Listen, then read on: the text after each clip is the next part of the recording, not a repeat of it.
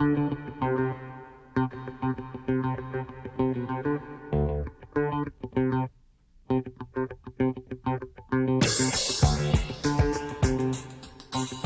Dr. Beasley to give us an update on curriculum. As you all will recall, we placed in the budget proposed $500,000 to complete the design, development, design, implementation, monitoring, and evaluation of a curriculum for the DeKalb County School District, which we have not done in the past 15 years. So, Dr. Beasley. Mr. Thurman, you just went right to the last slide. Yes, sir.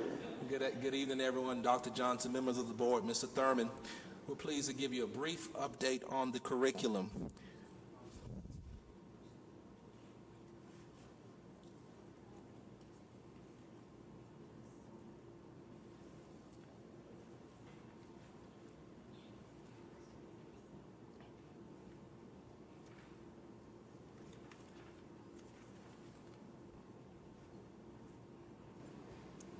As Mr. Thurman just shared, as Robert tees up the PowerPoint, the first thing we'd like you to know is that the DeKalb County School District, and we've researched, and Stacy, my brain and alter ego and side feet, she's back there, she helped us research this.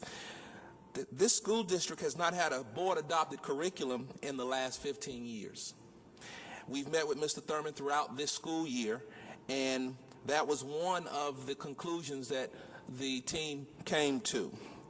Prior to the year 2000, you should know that the curriculum was primarily textbook driven. Basically, whatever the textbook says to teach, that's what the teachers taught. However, in January 2012, as a race to the top district, we were fortunate to receive funding to prepare to implement the Common Core Georgia Performance Standards.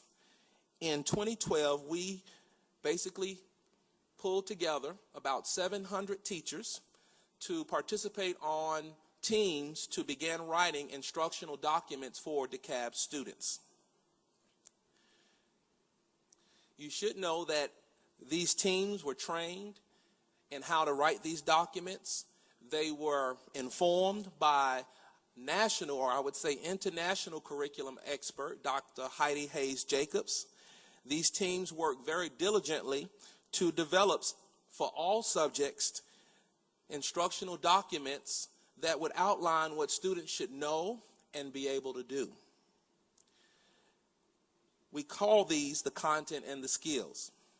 The instructional documents were then housed in our data management system, referred to as IDMS, and made accessible to all teachers and administrators. The instructional documents have been available since the beginning of the 2012-2013 school year. But the most important thing for us at this point in DeKalb's history would be the critical next steps. It is most important that we present these instructional documents to this Board of Education for adoption according to policy IC. This board is being asked to consider in the budget $500,000 in order to develop a more formal district-wide structure for the following: implementation, monitoring of the curriculum, the evaluation of that curriculum, training on planning, pedagogy, and content, and, of course, providing support to our teachers and principals. And a critical component, next step, will be ensuring that we provide our parents access to that board-adopted curriculum so that the parents can see by grade level and by content area all the required content and skills for all grades, all subjects, that all students would be expected to know and be able to do.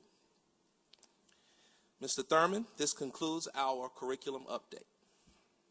Thank you, Dr. Beasley. I want to thank Dr. Beasley, Ms. Stacy Stepton, and other members of Curriculum and Instruction who engaged in sometimes some very challenging discussions and debates. And as we revisited 15 years worth of DeKalb County School District history, and it was, I'm not sure how to describe it, a critical moment when we realized that with all the discussions having been made regarding academic growth and achievement, the fundamental building block that's needed in order to ensure that that occurs in our classroom is a board-adopted curriculum.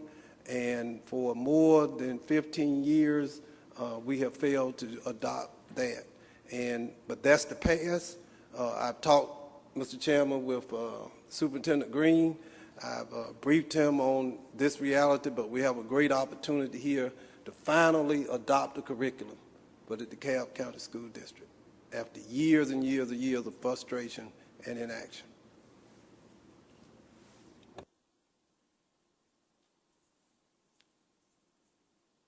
Thank you. Comments? Mr. Jester? So are we going to spend the next 12 months figuring out this curriculum and then adopting it roughly 12 months from now? Is that more or less the schedule? No, it'll actually be up to Superintendent Green to develop the schedule, and it will be up to him to bring that forward to the board. And we need the additional funds to develop that curriculum. Have we not had that capacity over the last, I guess, 15 years? Well, I think part of it, I'm sure we've had the capacity. We're a $1 billion operation. There's just been some debate as to whether or not we even had a curriculum or not, and that debate has been ongoing, a very pointed debate at the school district. And for those who have a history here, they've been able to share that with me. And I think the critical point there is that we have come to the realization that standards is not curriculum. And that's been the challenge. And now that we've been enlightened, I think now is the time to move forward and do what's right by our children. Okay. And can we make sure we get all these documents, including Mr. Williams' Absolutely. presentation on e-boards? That'd be fantastic. Absolutely. Thank you. Dr. Marley?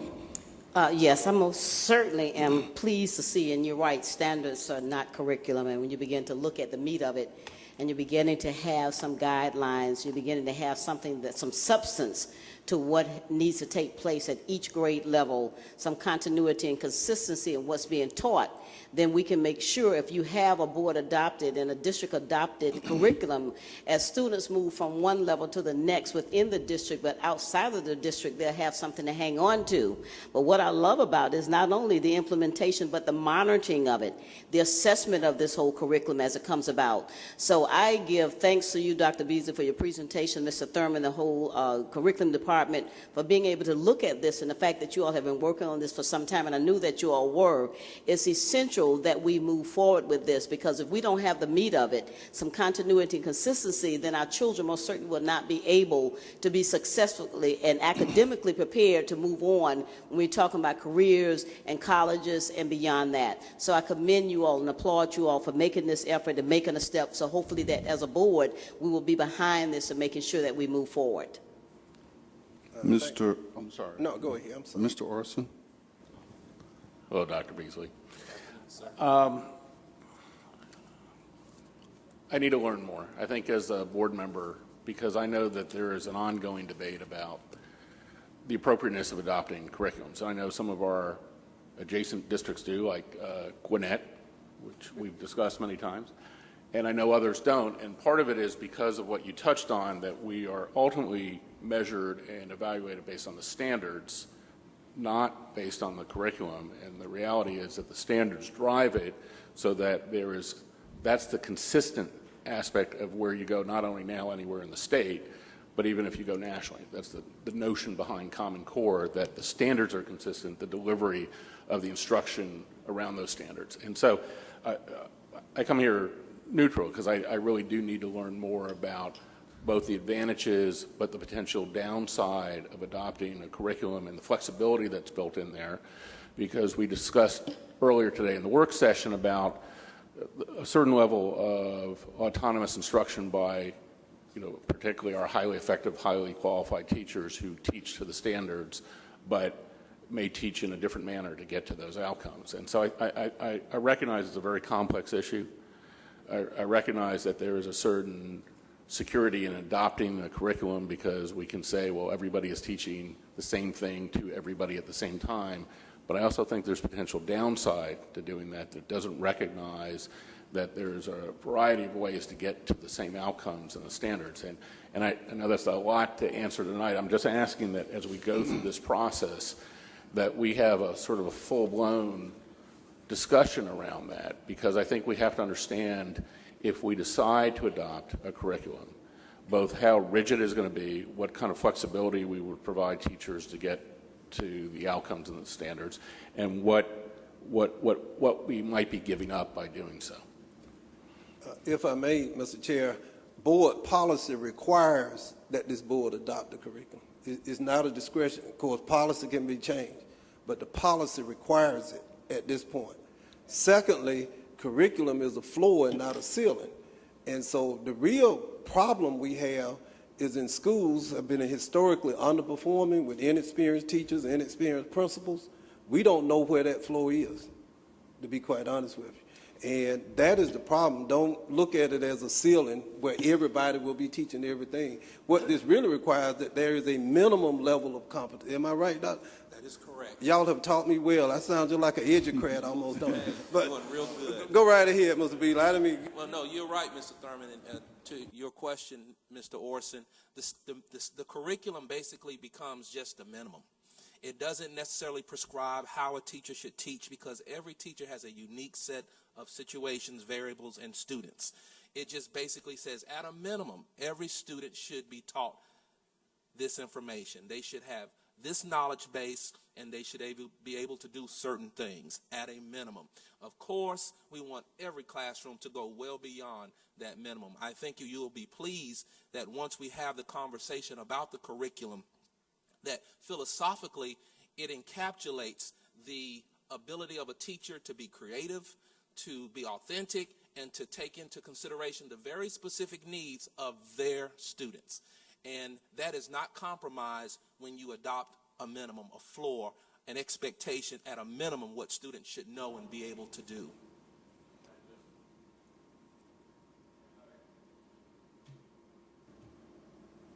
Yeah, and I appreciate it, and I'm glad to hear that. And again, I guess as we get into sort of the details of how this forms, again, I know that there's a broad debate within instruction about in the adoption. I accept that's where we may be headed, may be appropriate for us. And what you touch on, I think, is really the key, which is there are some curriculums that are adopted that are so rigid and so programmed that it really reduces the opportunity for the kind of innovation and flexibility that particularly highly effective teachers can introduce into their classroom. And so I just think as we go through this process to make sure that we have an understanding about how this all fits together is going to be critical to us getting to an outcome that really not only serves all our students, but serves a broad range of our students who come to the classroom in different situations and may need to be taught along different pathways to get to the ultimately right outcome for all of them. And in conclusion, Mr. Chair,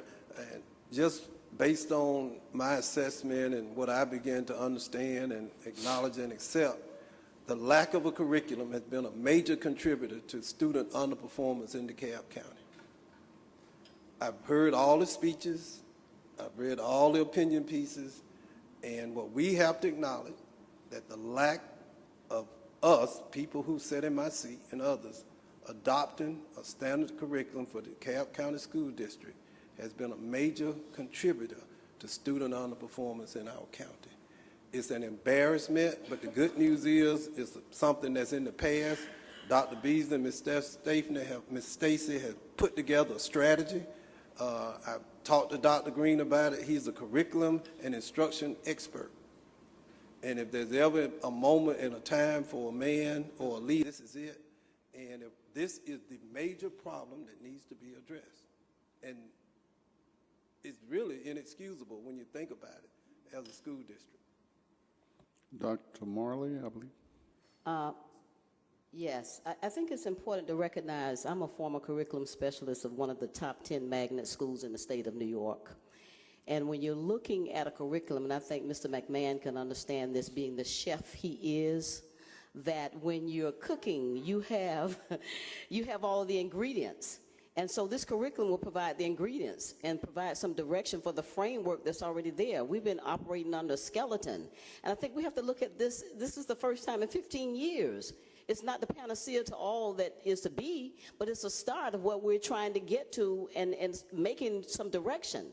The other thing is recognizing that for what it will allow teachers to have the freedom, they will have the information. They won't have to be going about and trying to figure out how it's going to be done. The other thing is, finally, I think it will give us an opportunity. When I was a teacher, the major thing that made me successful is I met the child where he or she was and not where I necessarily wanted them to be. And so you can't have a curriculum and everybody's teaching the same thing at the same time. It doesn't make any sense. Because on the west side, they may be at one place. On the north side, maybe another. You have to look at all the other variables that are there. You have to look at social, economic variables. So you have to take all that into consideration. But when you're talking about a curriculum, it is the meat of what needs to be done and gives teachers some guidelines, some basics, the books, everything that needs to be there. It's time for us to help them out by providing this information for them. So I think we need to embrace the fact, not what needs to be done, and be so skeptical about how it can be done, but the fact is we are doing it. Here's a start. After 15 years, Mr. Thurman, you're right, Dr. Beasley, our students have been cheated. It is embarrassing. How can a district operate without a curriculum? Well, we understand how we were so much failing our students in our community because we didn't have the meat of what needed to be done in order to move forward. Ms. Turner? I'm wondering, Chair, if one of my challenges to get a word in might be my number on this monitor. I'm number 9. Maybe we need to do something about that because I can't get a word in here. Okay. Just a little joke. I tell you, we need a little comic relief sometimes. I just want to say this. I applaud the efforts of our superintendent and Dr. Beasley and their staff. This is really a no-brainer. It really is.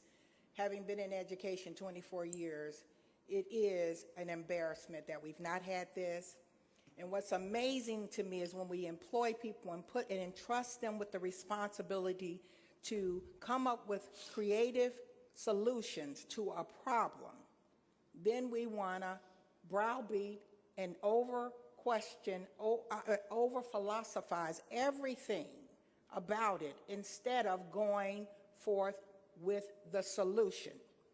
These people have been entrusted to find a solution, and it might be the solution to why we have so many schools on the Opportunity School District that are failing. Maybe, Dr. Beasley, is it possible is because we didn't have a curriculum? Sort of like a no-brainer, rhetorical. But I'm saying I don't believe that it's going to take anything from those schools that are doing well, those teachers who are exhibiting the kind of autonomy that is producing the results that are fair, that are celebratable, if I could say that. But we're talking about the low men on the totem pole. And it behooves us as a board, it really does. And Orson, I'm no different than you, we all are learning. But having been in the trenches, we could not afford to allow such autonomy that we leave out the children in those classrooms where it was not expressed in a way that produced the desirable results that we need. And right now, I'm afraid that we're a bit embarrassed about. So it is time after 15 years. I've known marriages that are quit. They give up on if it took that long for a husband to hear a wife. But I'm saying after 15 years, it's time for a change. And I believe we're in a new day, and we need to go forth and accomplish some great things for this district overall. No further comments.